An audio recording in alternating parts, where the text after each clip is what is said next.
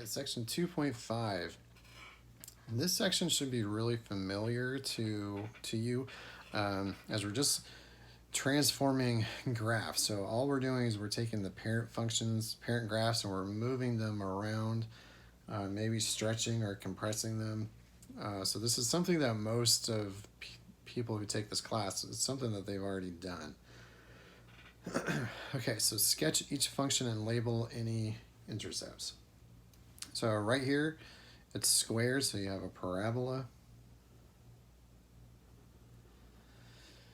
Now it did move over. Anytime you have something like happening inside with the x, so like inside the parentheses, inside the absolute value, inside the radical, inside the trig function, if it's inside, that means there's a left or a right shift. So to figure out what or how it moves left or right, or how much to move it, just take whatever the inside is and what makes it equal to 0. So you can take whatever the inside is, set it equal to 0, and solve it. So x is 2. So that means you just slid your parabola, which is normally at the origin, you slid it over to 2.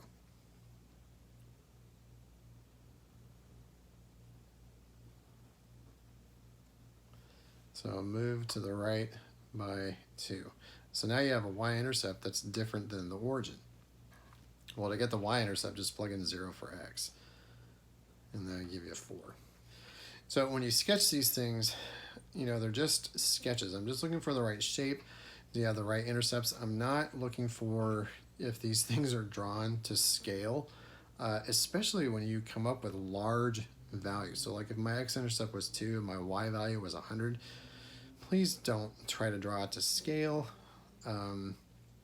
It's faster and easier if you don't. It's just a sketch, not works of art here. Okay, part B. Now you've moved it to the left, because -2 makes this thing 0, and you've also moved it up by 1. So left 2, up by 1. So left 2, up by 1. Draw your parabola. Plug in 0 for x, and it comes out as a 5. Okay, this one, nothing is happening with the x, it just has a -4 out behind it. So you've moved your parabola down by 4.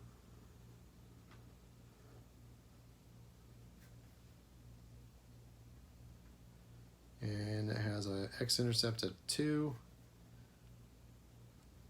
and -2. And again, if you want the x-intercepts, set the equation equal to 0 and solve for x. Part D, I've moved the parabola up 4 spaces, but when there's a negative in front of the function, it flips it upside down.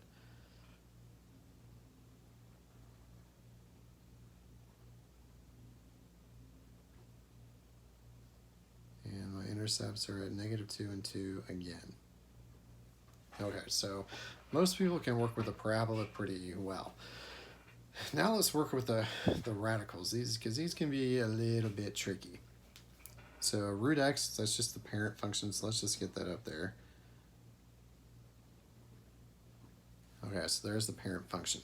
Now the rules and everything that we just did for the parabola still apply to pretty much anything else. So you've got a quantity in here that's with the x. So same thing, what makes this quantity 0? And that tells you how to move it left or right. So it's -4 that makes it 0. So you've shifted it over to the left by 4. And then it still arcs up and right. Just means you now have a y-intercept. So plug in 0 for x, and it comes out as 2. All right, part C. For the inside, it's a +4 that makes it 0.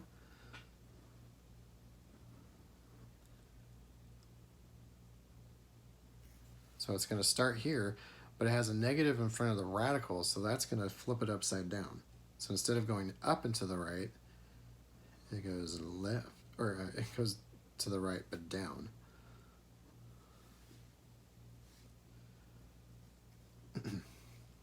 All right, I'm gonna go ahead and stop the video here, and we'll pick it up in the next one.